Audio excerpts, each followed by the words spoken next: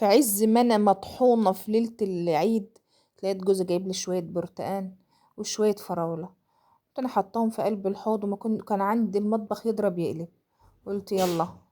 كنت انا جايبة بقى البرتقان بتاعي والسفندي وقعدت اغسل فيه كويس قوي بقى، علشان انا بحب اغسل البرتقان والسفندي عشان يبقى جاهز كده على الاكل.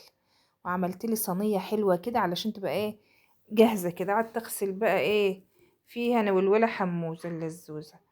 قعدت اغسل بقى واشيل التراب اللي عليه. ما شاء الله السفند والبرتقال اسعاره حلوة يعني، فجاب لي شوية دول يعني الحمد لله. بعد كده بقى ايه مسكتهم بقى نشفت البرتقال والسفندي انا وحموزة وحطيناهم في الصينية. وحموزة ساعدني علشان هو شطورة.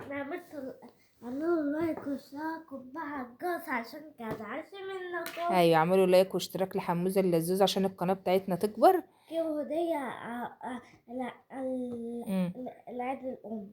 ايوه عيد الام. هو بيساعدنا عشان عيد الام. اه اه. طبعا. وحطينا بقى الموز بتاعنا والتفاح. خلصنا بقى البرتقال والسفند وجبت بقى قفص الفراولة ده وحطيته بقى في قلب الحوض كده. طبعا.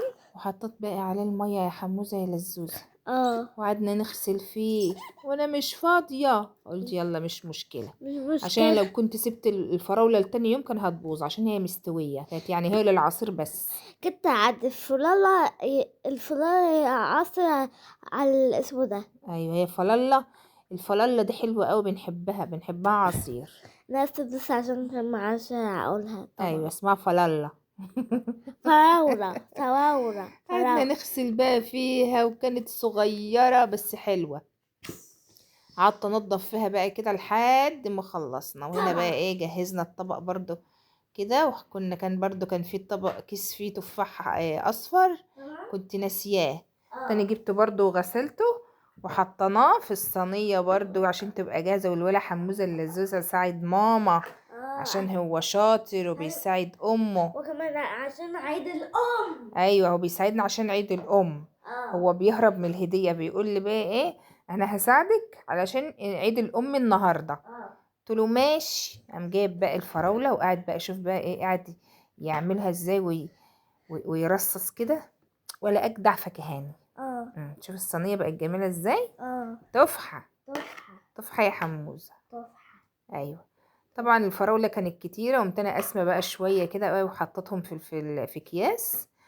وعشان ايه تبقى احطها في الفريزر افرزها يعني ابقى اطلع كيس بكيس كده ايه واعصره. بس كده. تنسوش بقى تعملوا لنا لايك واشتراك وتفعلوا زر الجرس.